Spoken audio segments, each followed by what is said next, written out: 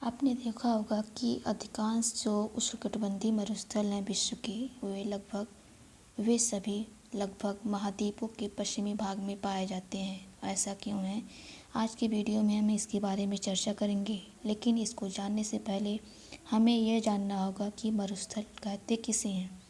तो मरुस्थल एक ऐसी जगह होती है जहाँ पे वर्षा की मात्रा वाष्पोत्सर्जन से बहुत ही कम होती है। वाष्पोत्सर्जन क्या होता है? वाष्पोत्सर्जन जहाँ पे जल वाष्प का लॉस होता है। मरुस्थल का सीधा सा मतलब होता है जल या नमी का अभाव वाला क्षेत्र। तो रेगिस्तान बनने के कई प्रमुख कारण होते हैं, जिसको हम कॉन्सेप्ट के माध्यम से समझेंगे कि कैसे बनता है। तो सबसे पहले हम यहाँ पे समझेंगे कि पृथ्वी पर जो पवन परिसंचरण तंत्र है क्या काम करता है, कैसे चलता है। जो हमारी पृथ्वी दिख रही है आपको, यह कई पेटियों में बटी हुई है। यहाँ पे आपको दिख रहा होगा 0 डिग्री, जिसको हम विषुवत रेखा कहते हैं। और यहाँ पे 30 डिग्री है, और यहाँ पे 60 डिग्री है। यहाँ पे नीचे वाला पोर्शन जो है 30 डिग्री साउथ है, और यहाँ पे 60 डिग्री साउथ है। यहाँ पे हम देखते हैं कि जो 30 डिग्री है और यहाँ पे 30 डिग्री और यहाँ पे 0 डिग्री है, इसके बीच वाणिज्यिक पवनें चलती हैं। 0 से 30 डिग्री के बीच वाणिज्यिक पवन, जिसको हम व्यापारिक पवन या ट्रेड विंड कहते हैं, यह हाई प्रेशर से लो प्रेशर की तरफ चलती है। लो प्रेशर वाला पोर्शन कौन सा हो गया? 0 डिग्री वाला। यहाँ पे लो प्रेशर बनेगा, और जो 30 डिग्री है यहाँ पे हाई प्रेशर बनेगा।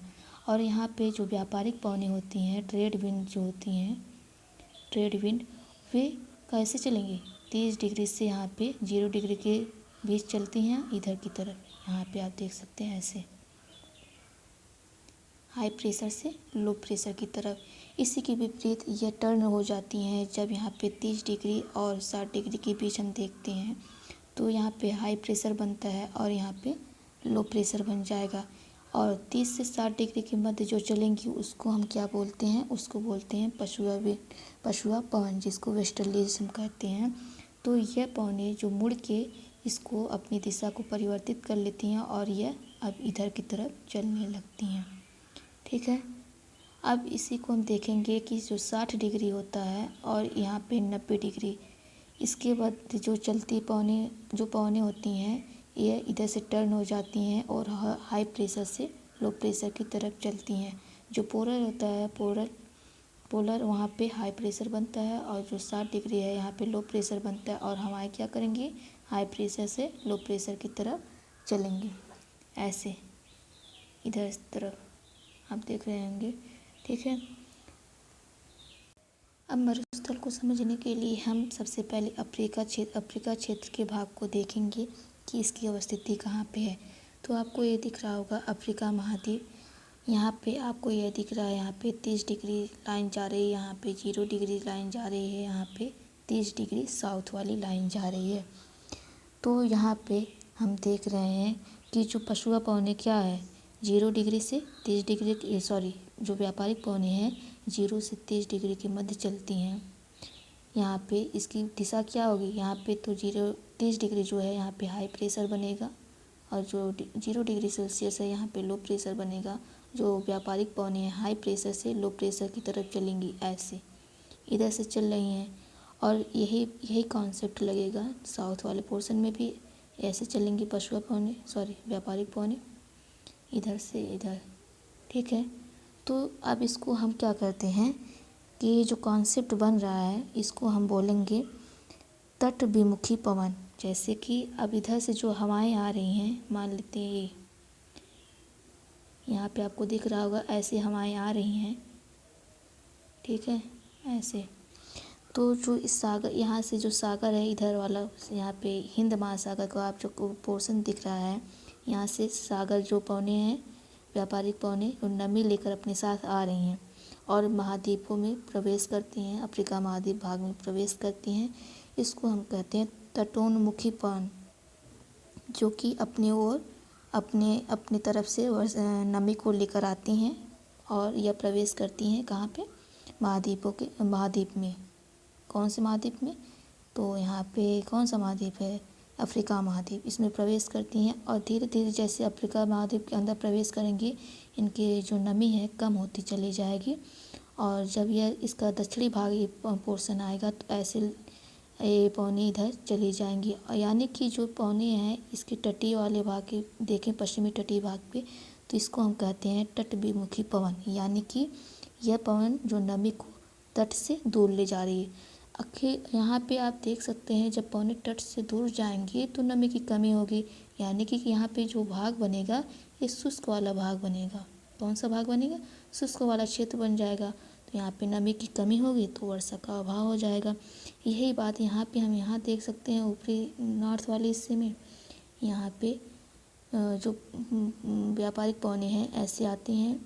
और यह तो हुआ यहाँ पे लीबिया का मरुस्थल है, यहाँ से नमी पहले से ही कमी है और जैसे जैसे पश्चिमी भाग में जाती हैं इसकी नमी कमी होती जाती है और यह नमी तट से दूर हो जाती है, जिसके कारण यहाँ पे शुष्क वाला क्षेत्र बन जाता है। पहला कॉन्सेप्ट तो यह पहला मेन रीज़न ये रेगिस्तान बनने का। अब दूसरा कारण क्या है इसको देखते हैं।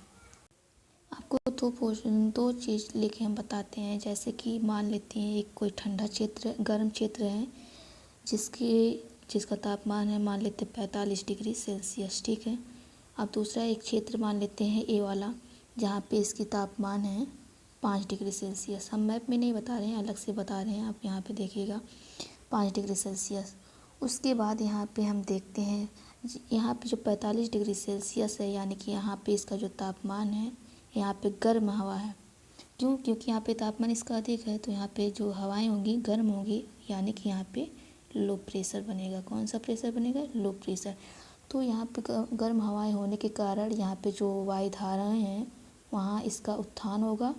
उत्थान होने के कारण यहाँ पे इसकी संवहन जो हो रहा है जलवाष्प में परिवर्तित होगा। कैसा होगा? जलवाष्प में परिवर्तित होगा, ठीक है। अभी जलवाष्प में जो परिवर्तित होगा तो यहाँ पे जब इसका संघनन होगा तो क्या होगा? मेघ निर्माण होगा। क्या होगा? मेघ निर्माण होगा। यहाँ पे कौन सी हवा में? यहाँ पे गर्म हवाएं थी, ठीक है। अब यहाँ पे इसको हम देखते हैं जो ठंडी हवाएं होती हैं। यहाँ पे ठंडी हवाएं हैं, इसकी डिग्री सेल्सियस देखते हैं 5 डिग्री सेल्सियस। कौन से? 5 डिग्री सेल्सियस है। तो यहाँ पे हवाएं ठंडे हैं। ठंडी होने के कारण क्या होती हैं? जो हवाएं भारी होती हैं वो नीचे की तरफ अवतलित होती हैं। कहाँ पे? नीचे की तरफ अवतलित होती हैं। अवतलित होने के कारण यहाँ पे क्या होगा? आसमान साफ होगा और मेघ निर्माण। आसमान साफ होने का मतलब क्या है? यहाँ पे बादल निर्माण नहीं होगा। तो यहाँ पे यही कॉन्सेप्ट हम लगाएंगे इस महाद्वीप में। देखेंगे यहाँ पे देखते हैं ये 0 डिग्री सेल्सियस है और ये 30 डिग्री सेल्सियस है। हमने बात की थी 20 से 30 डिग्री सेल्सियस की बात की थी। तो यहाँ पे ए वाला भाग आता है 20 से 30 डिग्री सेल्सियस। यहाँ पे हम देखेंगे यहाँ पे उच्च दाब की पेटी बन रही है। यहाँ पे मैंने आपको पहले ही बता दिया था कि यहाँ पे लो प्रेशर है और यहाँ पे हाई प्रेशर की बेल्ट बन रही है। तो हाई प्रेशर यानी कि यहाँ पे आप देख सकते हैं कि यहाँ पे 20-30 डिग्री सेल्सियस और 20 डिग्री सेल्सियस के बीच बन रहा है। तो यहाँ पे क्या होगा? यहाँ पे हवाएं गर्म होंगी। गर्म होने के कारण यहाँ पे हवाएं ठंडी होंगी। ठंडी होने के कारण जो हवाएं हैं अवतलित होंगी। अवतलित होने से आसमान साफ होगा और यहाँ पे बादल नहीं बनेंगे। जब बादल नहीं बनेंगे तो वर्षा नहीं होगी। सादा अर्थ है। हम यहाँ पे देख सकते हैं वर्षा नहीं होगी तो यहाँ पे क्या होगा? जल का अभाव पाया जाएगा। यही कॉन्सेप्ट यहाँ पे दक्षिणी भाग में लगेगा। और आपने ये भी सुना होगा कि विषुवत रेखा पर अधिक बारिश होती है। क्यों होती है? क्योंकि यहाँ पे लो प्रेशर बनेगा। लो प्रेशर बनेगा तो हवाएं गर्म होंगी, ऊपर उठेंगी, संवहन होगा तो यहाँ पे मेघ निर्माण बनेगा और जिसके कारण यहाँ पे विषुवत रेखा पे अधिक वर्षा होती है। लेकिन वही बात इसका उल्टा हो जाता है। 30 डिग्री सेल्सियस पे यहाँ पे हवाएं अवतलन होंगी और यहाँ पे मेघ निर्माण ना होने के कारण यहाँ पे वर्षा नहीं होगा। इसका दूसरा कारण है। अब तीसरे कारण की बात करते हैं हम। आप लोग यह जानते होंगे कि कोई भी जो ज़मीन है या कोई भी जो स्थान है जिसको खंड बोलते हैं, पृथ्वी का खंड बोलते हैं, और यहाँ पे जो जल होता है, जल की आप लोग यही जानते होंगे कि जो जल वाला भाग है, जल के समीप वाला जो स्थल यहाँ पे कभी जो जल की कमी महसूस नहीं होगी। जो अगर आप ऐसा समझ रहे हैं तो ऐसा गलत भी हो सकता है। क्यों, इसका रीज़न हम बताते हैं आपको। और यही कॉन्सेप्ट बन जाता है कि पश्चिमी भाग पर मरुस्थल होने के कारण का। तो जैसे कि आप यहाँ पे देखते हैं, मान लेते हैं कोई ज़मीन का टुकड़ा है, ये मान लेते हैं महाद्वीप है, ठीक है। यहाँ पे जल है।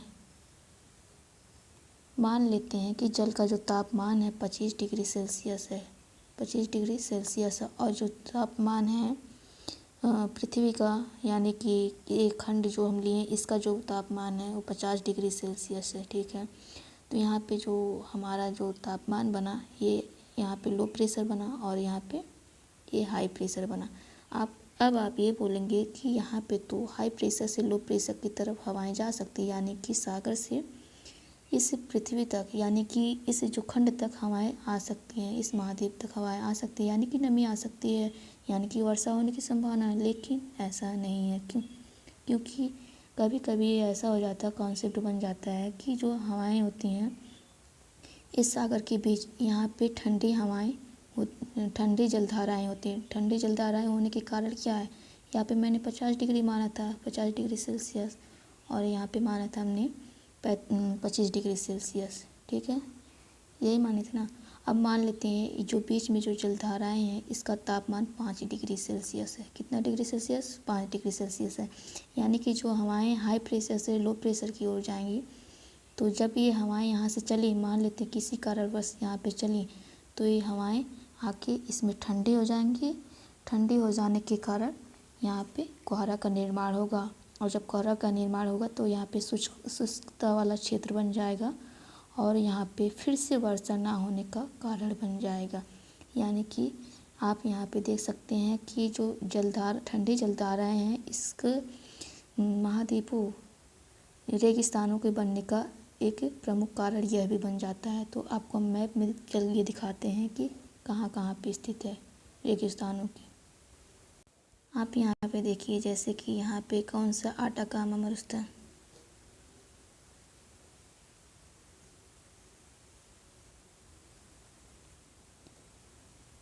यहाँ पे देखिए आटाकामा मरुस्थल है, आपको दिख रहा होगा। उसके बाद आपको यहाँ पे दिख रहा होगा, यहाँ पे कैलिफोर्निया, यहाँ पे दूसरा भी मरुस्थल दिखाया है, लेकिन यहाँ पे कैलिफोर्निया का भी मरुस्थल है। और यहाँ पे दक्षिणी जो ऑस्ट्रेलिया है, यहाँ पे कौन सा ग्रेट सैंडी मरुस्थल, विक्टोरिया मरुस्थल, यहाँ पे नामीबिया मरुस्थल है, यहाँ पे सहारा मरुस्थल, कई प्रकार के मरुस्थल हैं। यहाँ पे भारत में देख सकते हैं थार मरुस्थल है। तब अब तीनों कॉन्सेप्ट को आपको हम दिखाते हैं। यहाँ पे देखिए क्या है, 30 डिग्री साउथ वाला पोर्शन है, ये 0 डिग्री सेल्सियस है, 0 डिग्री है। और यहाँ पे क्या है, 30 डिग्री नॉर्थ वाला पोर्शन है। यहाँ पे अब ये ऐसे चली हवाएं, क्या हुआ है, हवाएं ऐसे चल रही हैं व्यापारिक पवनें, यानी कि जो हवाएं चल रही हैं महाद्वीप से दूर जा रही हैं, यानी कि तटविमुखी पवनें हैं। यहाँ पे वर्षा ना होने का कारण बन जाती हैं, ठीक है। यहाँ पे भी वही बात हो गई, यहाँ पे आप देख सकते हैं ऐसे। अब उसके बाद यहाँ पे दूसरा कारण देखते हैं।